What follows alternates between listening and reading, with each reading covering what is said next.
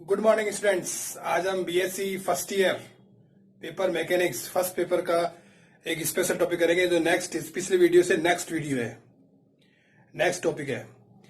उसका नाम है पृथ्वी के सापेक्ष गति। हम इसमें दो टॉपिक पढ़ेंगे। एक तो पृथ्वी पर क्षेत्रीय दिशा में गतिशील कण पर कोरियोलिस बल का प्रभाव, एक पृथ्वी पर एज ऊंचाई से गिरते हुए ऊर्ध्वाधर नीचे की ओर गिरते हुए कण पर या पिंड पर कोरियोलिस बल का प्रभाव। हम ये चीज पढ़ेंगे।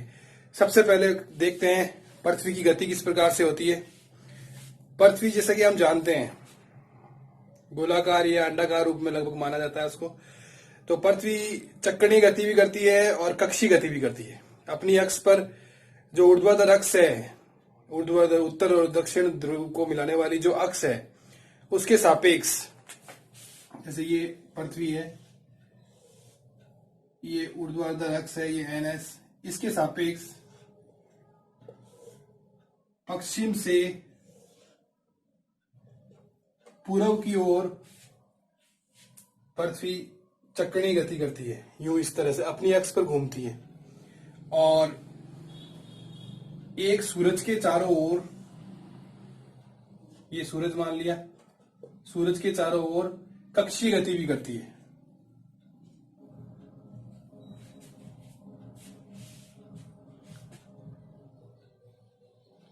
कक्षीय गति भी करती है।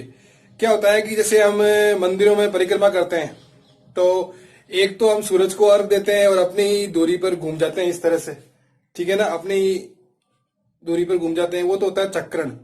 एक हम मंदिर के चारों ओर चक्कर लगाते हैं, वो होता है परिक्रमण।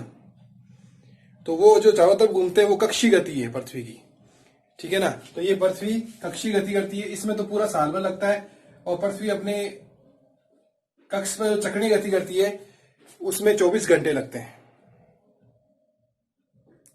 24 घंटे लगते हैं, ठीक है ना। तो पृथ्वी की जो इसमें पृथ्वी का कोणीय वेग होते हैं दो तरह के, एक तो कक्षीय कोणीय वेग और एक कक्षीय गति के कारण तो होता है कक्षीय कोणीय वेग, और चक्रणीय गति के कारण होता है चक्रणीय कोणीय वेग, चक्रणीय कोणीय वेग। तो जो चक्रण कोणीय वेग होता है, चक्रण गति का जो कोणीय वेग होता है वो कक्षीय गति के कारण ज्यादा होता है, कक्षीय गति के कोणीय वेग से ज्यादा होता है। तो हम सबसे पहले ये कोरियोलिस बल का पृथ्वी के ऊपर जो निर्देश तंत्र होते हैं उनको हम गुणी निर्देश तंत्र ही लेते हैं, ये हम देख चुके हैं। क्योंकि पृथ्वी खुद एक गुणी निर्देश तंत्र है तो पृथ्वी पर जो निर्देश तंत्र होंगे वो भी गुणी निर्देश तंत्र ही होंगे। पृथ्वी पर जो कण गति करते हैं उन पर दो तरह के आभासी बल कार्य करते हैं। एक तो होता है अपकेंद्रीय बल, सेंट्रीफ्यूगल फोर्स, जो कण प्रत्येक कण पर लगता है पृथ्वी की गति के कारण, गुणन गति के कारण।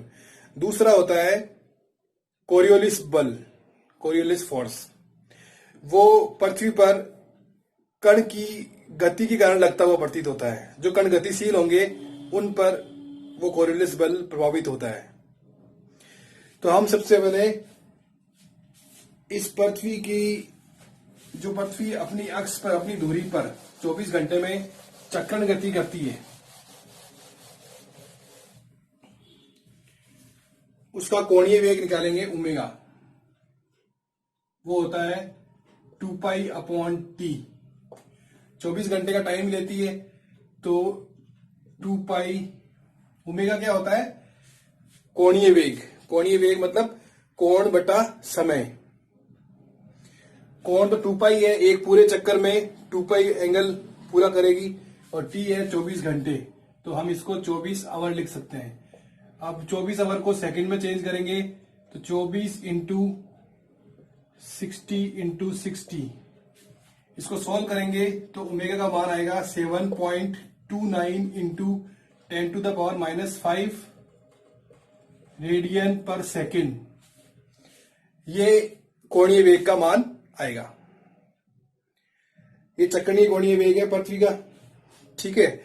अब हम पृथ्वी के लैम्डा अक्षांश पर एक कण लेंगे, बिंदु P, इस पर एक निर्देश तंत्र लेंगे, वो भी पृथ्वी की चक्रणीय गति के साथ घूमेगा। ये मान लिया पृथ्वी है और ये इसका NS एक्सिस, और ये विषुवत तल, ये इसका केंद्र, यहां से लैम्डा अक्षांश पर बिंदु P है, ये ऊर्ध्वाधर एक्सिस ZX, और ये दूरी है R,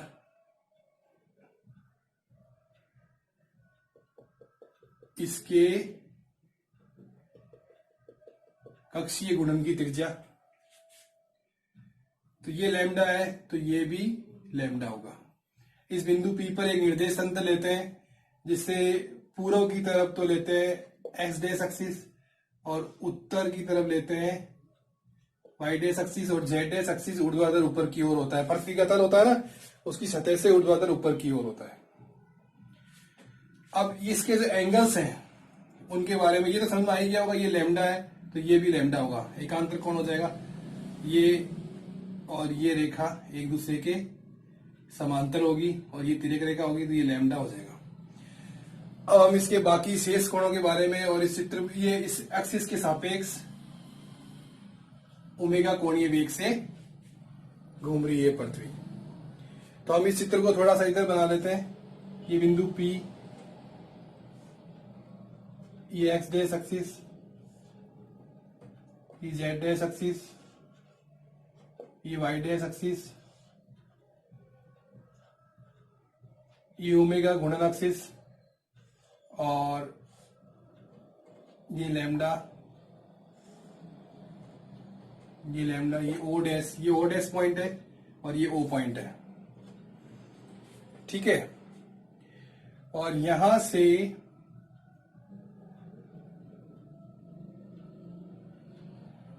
ये एनएस एक्सिस गुजर रही है, गुणन एक्सिस जो है जिसकी सापेक्ष पृथ्वी अपनी एक्स पर गुणन करती है, वो गुजर रही है।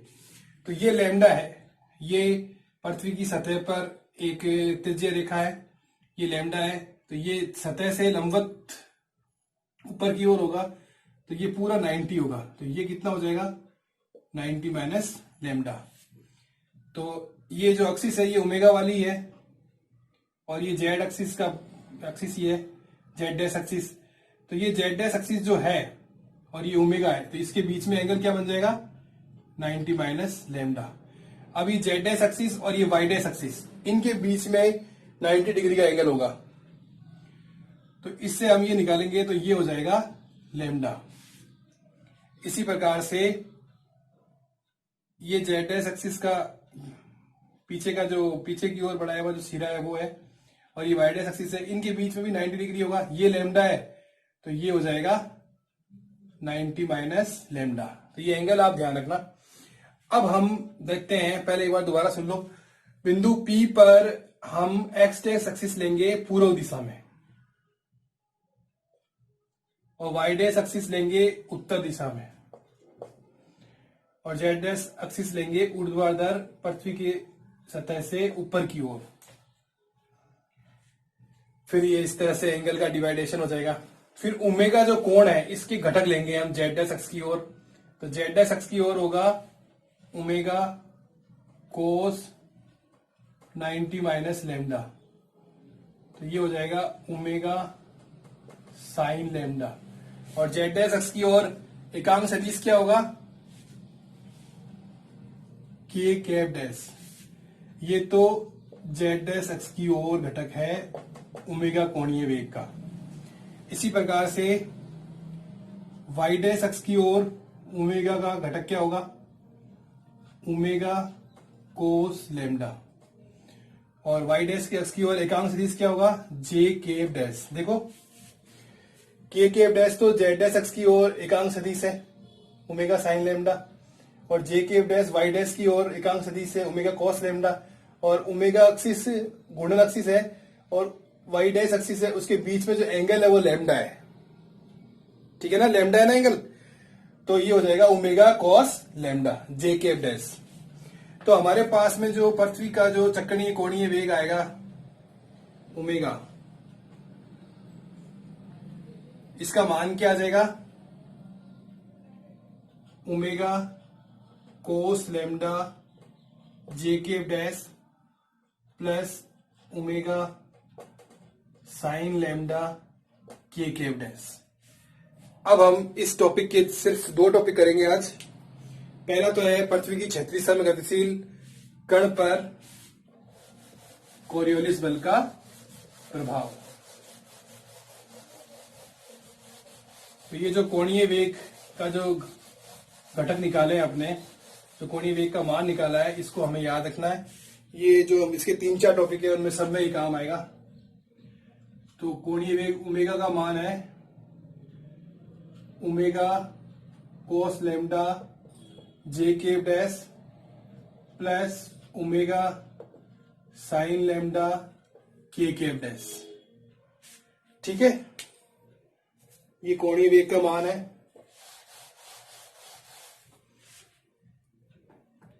पहला टॉपिक लेते हैं, पृथ्वी पर क्षैतिज दिशा में गतिशील कण पर कोरियोलिस बल का प्रभाव। अब क्षैतिज दिशा में गतिशील कण है तो क्षैतिज तल पर पृथ्वी के एक्स और वाई घटक होंगे। वेग के कण के जो वेग के घटक होंगे वो एक्स और वाई घटक होंगे। तो हमारे पास एक्स वाई की जगह एक्स डैश और वाई डैश है। तो एक एक्स डैश की तरफ एकांक सदिश होगा आई कैप डैश और वाई डैश की तरफ होगा जे कैप डैश और वेग के घटक हो जाएंगे वी एक्स डैश और वी वाई डैश। तो हमारे पास में कण के वेग के घटक जो आएंगे वी डैश वो क्या आएंगे V X dash I cap dash plus V Y dash J cap dash. और हमारे पास में जो कोणीय वेग है उसका मान है ओमेगा बराबर, ये अपना लिखा हुआ है omega cos lambda J cap dash plus omega sine lambda K cap dash. अब हम कण पर कोरियोलिस त्वरण निकालेंगे। कोरियोलिस त्वरण क्या होगा -2 ओमेगा क्रॉस वी डैश। ये फार्मूला हमने पिछले टॉपिक में देखा था। तो क्रॉस प्रोडक्ट है, तो इसको क्रॉस प्रोडक्ट करने का तरीका क्या है, -2 इस तरह से सारणिक बना लेंगे और I cap dash J cap dash के कैप डैश एकांक सदिश लिख लेंगे। ओमेगा के मान देखो, ये जे कैप डैश की दिशा में है तो यहां आ जाएगा ओमेगा कॉस लैम्डा और ओमेगा साइन लैम्डा इस जगह आ जाएगा ओमेगा साइन लैम्डा और यहां आ जाएगा 0। इसी तरह से वेग के घटक आएंगे तो यहां आएगा वी एक्स डैश, यहां आएगा वी वाई डैश, यहां 0। अब अपने मान निकालेंगे, इसको सोल्व करेंगे। -2 ये लेंगे आई कैप डैश, तो ये लाइन छोड़ देंगे, ये पंक्ति और ये स्तंभ छोड़ देंगे। ये इसका है तो पहले इसका मल्टीप्लिकेशन होगा तो वो तो हो जाएगा 0 माइनस इसका होगा तो omega V Y dash sine lambda और आई कैप डैश गुणा में आ जाएगा -2 ही लिख देते हैं पूरा, ठीक है ना।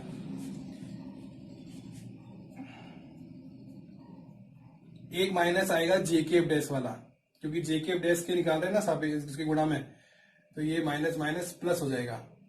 तो जे कैप डैश ये स्तंभ और ये पंक्ति छोड़ देंगे, फिर अपने पहले ये मल्टीप्लिकेशन होगा तो 0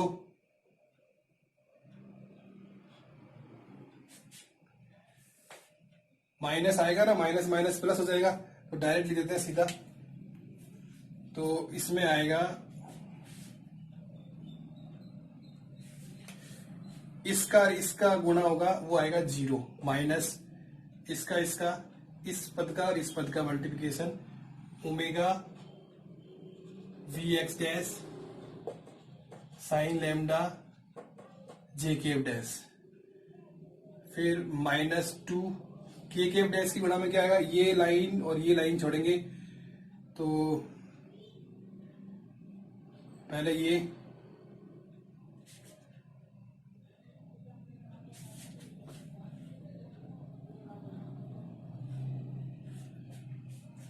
होगा 0, फिर ये minus omega V X dash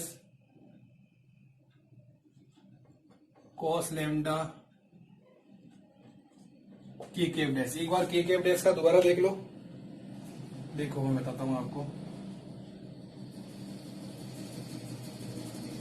के कैप डैश लेंगे गुणा में -2, तो ऐसा कैसा आ रहा है, ये 4 बचेंगे, ये और ये छोड़ देंगे, तो ये पहले ये 0 वी वाई डैश, तो ये 0 आ जाएगा, minus V X dash omega cos lambda, ये आ जाएगा। ठीक है, अब इसको थोड़ा सोल्व कर लेते हैं। तो हमारे पास में जो कोरियोलिस त्वरण आएगा एफ सी, उसका मान आएगा minus minus plus 2 omega V Y dash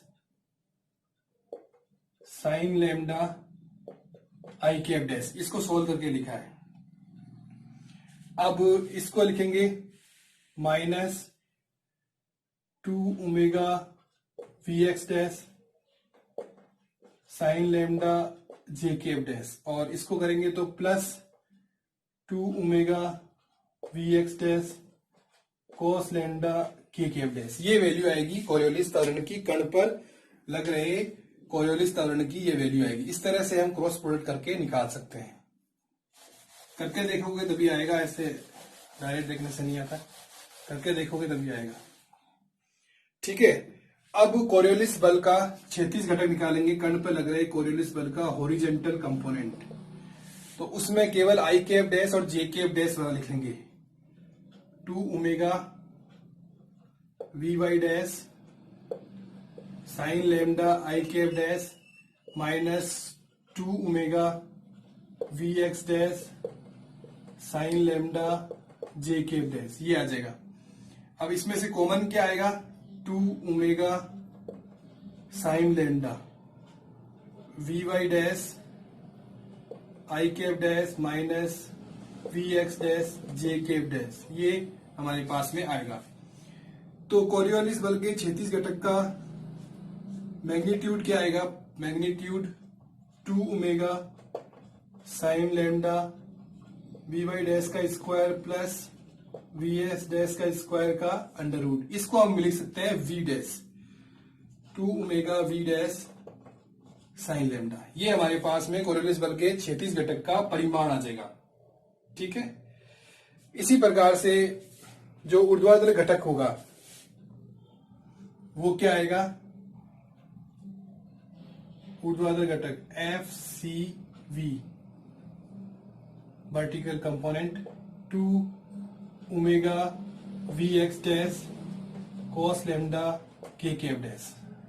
ठीक है, ऊर्ध्वाधर घटक उत्तरी गोलार्ध और दक्षिणी गोलार्ध में एक ही होगा। ऊर्ध्वाधर घटक मतलब ये जो पृथ्वी है, ये जो पृथ्वी है उसकी सतह से ऊर्ध्वाधर ऊपर की ओर, लंबवत बाहर की ओर। ठीक है ना, दोनों उत्तरी और दक्षिणी ध्रुव में एक सही होगा। परंतु इसमें क्या होगा, क्षैतिज घटक में, क्षैतिज घटक में हम उत्तरी गोलार्ध में तो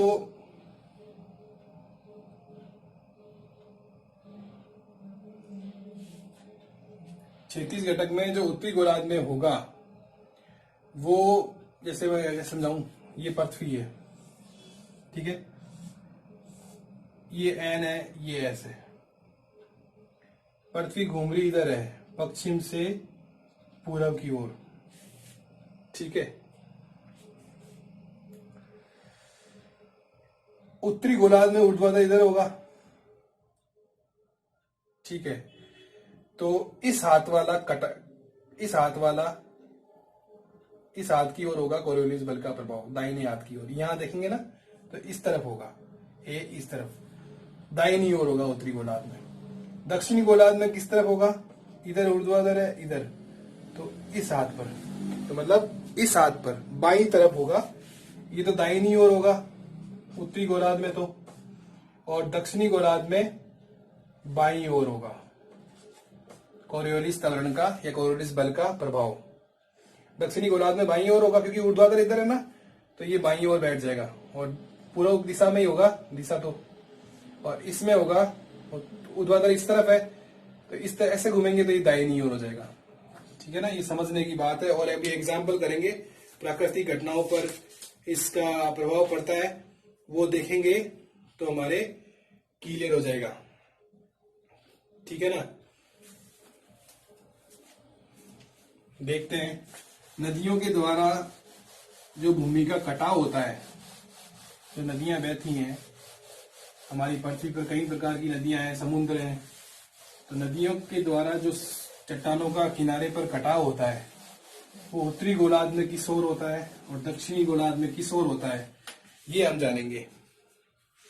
तो पहला पॉइंट है नदियों के द्वारा किनारों पर भूमि का, नदियों के किनारों पर भूमि का कटाव।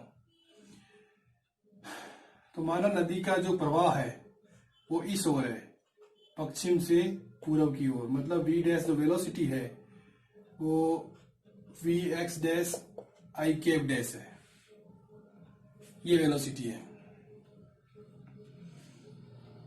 तो ये पृथ्वी है, ये एन है, ये एस है, उत्तरी ध्रुव दक्षिणी ध्रुव, और ये ओमेगा कोणीय वेग से अपनी अक्ष पर घूम रही है। नदी का प्रवाह इस ओर है, ठीक है ना, पश्चिम से पूर्व की ओर। तो जो कोरियोलिस बल के कारण जो कटाव होगा, नदियों के किनारे का कटाव होगा, वो इस ओर का होगा, दाहिने ओर का होगा। क्यों? क्योंकि ऊर्ध्वाधर है इस तरफ और ये इस तरफ जा रही नदी, तो इस ओर का कटाव होगा। इसी प्रकार से दक्षिणी गोलार्ध में जो कटाव होगा, नदी इस ओर बह रही है पूर्व, पश्चिम से पूर्व की ओर, तो ऊर्ध्वाधर से इस ओर बाईं ओर कटाव होगा। ये तो इधर उत्तरी गोलार्ध में तो दाहिनी ओर किनारे का कटाव होगा, दाहिने किनारे का कटाव होगा, और दक्षिणी गोलार्ध में बाएं किनारे का कटाव होगा। ये देखेंगे दक्षिणी गोलार्ध में ये हमारा जो सामने का जो फ्रंट साइड होगा वो इस तरफ होगा, तो ये बाईं ओर की तरफ, जैसे फ्रंट साइड है वो दक्षिणी गोलार्ध की तरफ होगा, तो ये जो साइड आएगी बाईं ओर किनारे का कटाव दक्षिणी गोलार्ध में होगा। नदी के किनारे के जो भूमि का कटाव होगा वो बाईं किनारे का होगा, और उधर की तरफ जो उत्तरी गोलार्ध में हमारा जो फ्रंट साइड है वो ऊपर की तरफ रहेगी, तो इस साइड का कटाव होगा, दाहिने किनारे का। ये समझने का है। अगर आपकी समझ में नहीं आया हो तो आप कमेंट करना और अच्छी तरह से समझा दूंगा। इस पर न्यूमेरिकल भी आते हैं, वो बता दूंगा अगले पीरियड में। फिर है चक्रवात। चक्रवात साइक्लोन तो आप जानते ही हो, जहां कम दाब का क्षेत्र होता है, कम दाब न्यून दाब का क्षेत्र होता है, तो वहां पर अधिक दाब के क्षेत्र से कम दाब के क्षेत्र की ओर आंधियां हवाएं चलती हैं, तेज हवाएं चलती हैं, उससे साइक्लोन उत्पन्न हो जाते हैं, घूमती हुई हवा। बबूले देखा होगा, वैसा चक्रण आ जाता है, ठीक है ना। तो उत्तरी गोलार्ध में जो चक्रण होता है वो वामावर्त होता है, और दक्षिणी गोलार्ध में जो चक्रण होता है वो दक्षिणावर्त होता है। वो कैसे होता है? वापिस वही कारण है, ये पृथ्वी है, ठीक है ना, ये उत्तरी गोलार्ध, ये दक्षिणी गोलार्ध, इस तरफ कोरियोलिस बल लग रहा है, उसका घटक इस तरफ दे रहे हैं अपने ईस्ट साइड में, वेस्ट से ईस्ट। तो इसमें जो कोरियोलिस बल दाहिनी ओर लग रहा है ना, हमने भी पढ़ा है दाहिनी ओर लगता है कोरियोलिस बल उत्तरी गोलार्ध में, तो वो ऊर्ध्वाधर ऊपर की ओर जाएगा, दाहिनी साइड से ऊर्ध्वाधर ऊपर की ओर जाएगा। तो इस तरह से और इस तरह से हवा घूम जाएगी। तो ये जो होगा उत्तरी गोलार्ध में वो वामावर्त होगा, उत्तरी गोलार्ध में, उत्तरी गोलार्ध में वामावर्त होगा। इसी प्रकार से जब हम दक्षिणी गोलार्ध में होंगे, ठीक है ना, और इस साइड में कोरियोलिस बल का प्रभाव होगा दाहिनी ओर, दक्षिणी गोलार्ध में बाईं ओर होगा, इस साइड में कोरियोलिस बल का प्रभाव, तो वो हवा ऊर्ध्वाधर ऊपर की ओर घूम जाएगी इस तरह से। तो ये जो हो जाएगा दक्षिणावर्त।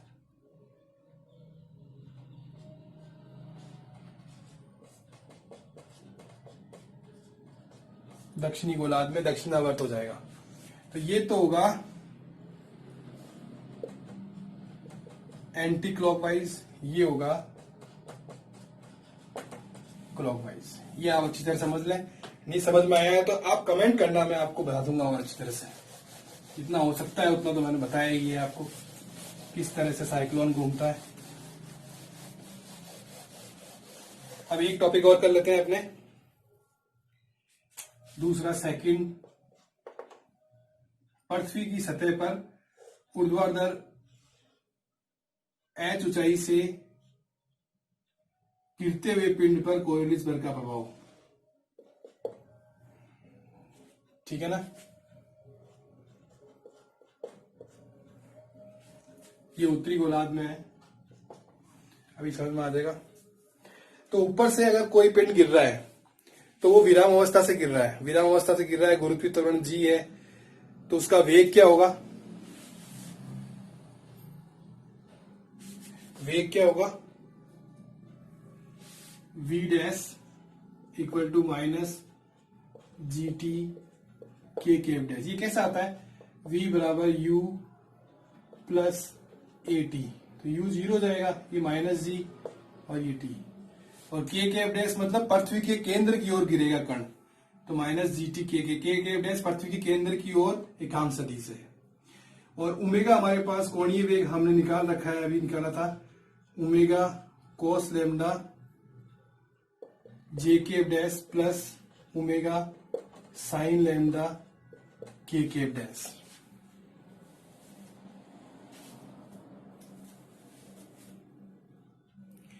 अब हम निकालेंगे Coriolis force, minus 2m omega cross v dash minus 2m, हम लिखेंगे I cap dash J cap dash K cap dash, और पहले ओमेगा आ रहा है तो ओमेगा लिखेंगे, ओमेगा घटक लिखेंगे 0 omega cos lambda omega sine lambda, फिर इसके घटक लिखेंगे वेग के 0 0 और माइनस का जीटी। अब इसको सोल्व करेंगे, कोरियोलिस बल माइनस 2m मल्टीप्लीकेशन में, और इस तरह से सोल्व करेंगे।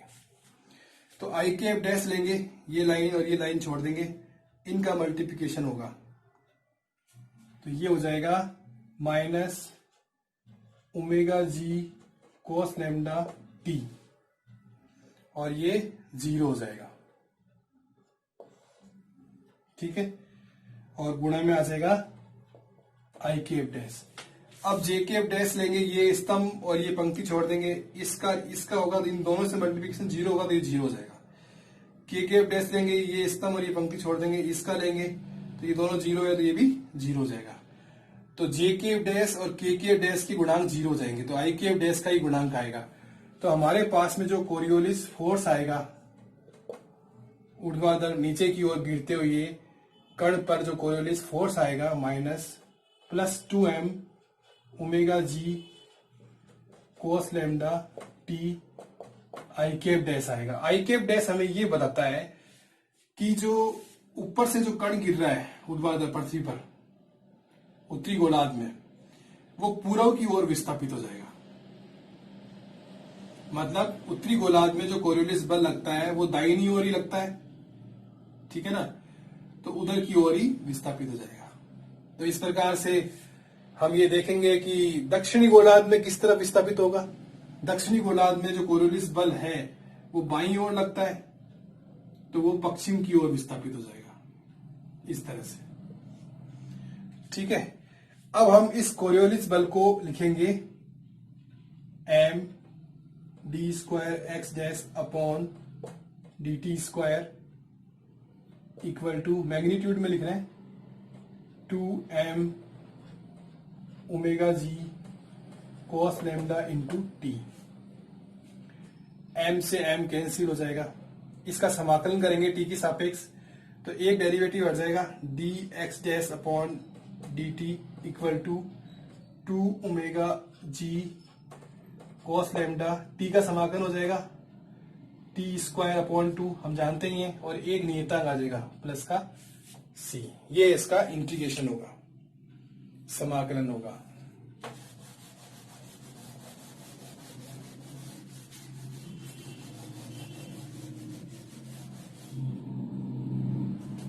ठीक है, अब हम लिखेंगे इनिशियल कंडीशन में जब t बराबर 0 हो तो dx डैश अपॉन dt वेग भी 0 होगा, तो c जो कांस्टेंट हो जाएगा वो 0 हो जाएगा, हमें 0 प्राप्त होगा। तो dx डैश अपॉन dt बराबर आ जाएगा omega G cos lambda T square. इसका और समाकलन करेंगे और इंटीग्रेशन करेंगे t के सापेक्ष, तो और डेरिवेटिव हो जाएगा x dash omega G cos lambda, ये तो कांस्टेंट है, और इसका हो जाएगा t की घात 3/3 2+1 अपॉन 2+1। घातों का जानते ही हो, और लिमिट नहीं है तो ये एक नियतांक आ जाएगा। फिर प्रारंभिक स्थिति लेंगे t बराबर 0 पर, जब विस्थापन कण का 0 था तो c डैश की वैल्यू भी 0 आ जाएगी। 0 आने से क्या होगा, x डैश जो विस्थापन है उत्तरी गोलार्ध में कण का जो नीचे गिरेगा सतह पर, उसका विस्थापन क्या होगा, ओमेगा जी कॉस लैम्डा और 1/3 टी क्यूब, ये विस्थापन होगा। ठीक है ना। अब हम t का मान निकालेंगे। हम ये देख रहे हैं कि कण है वो ऊर्ध्वाधर h ऊंचाई से स्वतंत्रता पूर्वक गिर रहा है, तो उसका जो प्रारंभिक वेग है वो 0 है। ठीक है ना। तो हमें t का मान चाहिए, तो t का मान निकालने के लिए h ऊंचाई है u0 u t minus half G T square, तो t का मान आ जाएगा 2h अपॉन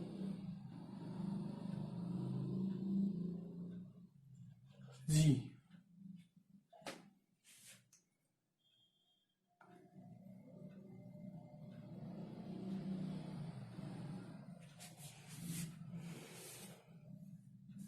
ठीक है ना, 2h अपॉन जी आ जाएगा।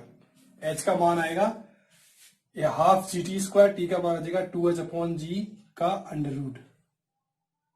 ये वैल्यू इसमें रख देंगे तो हमारे पास पूर्व की ओर जो विस्थापन आएगा 1/3 omega G cos lambda, T की जगह हम लिख देंगे 2h अपॉन जी की घात 3/2। ये हमारे पास में पूर्व की ओर विस्थापन आएगा उत्तरी गोलार्ध में। ठीक है। अब हम इसमें से 2h अपॉन जी बाहर निकाल लेंगे, तो वो 2h अपॉन जी की घात 1/2 बच जाएगी।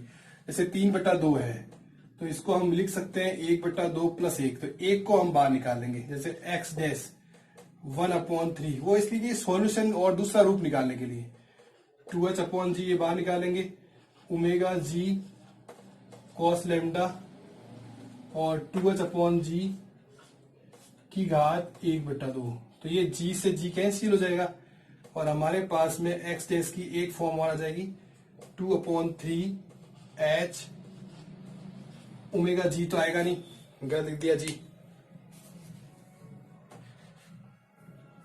Omega cos lambda 2h upon G की घात 1/2। ये विस्थापन होगा पूर्व की ओर उत्तरी गोलार्ध में, और दक्षिणी गोलार्ध में किधर होगा, पश्चिम की ओर होगा। ठीक है। अगर आपको ये टॉपिक समझ में आया हो तो आप चैनल को सब्सक्राइब कीजिए, लाइक कीजिए, शेयर कीजिए इस वीडियो को, इससे ज्यादा लोगों को फायदा हो चुके। आपको अगर और कोई डायरेक्ट कोई टॉपिक पढ़ना है फर्स्ट ईयर से का, तो वो आप कमेंट कीजिए। Thank you very much.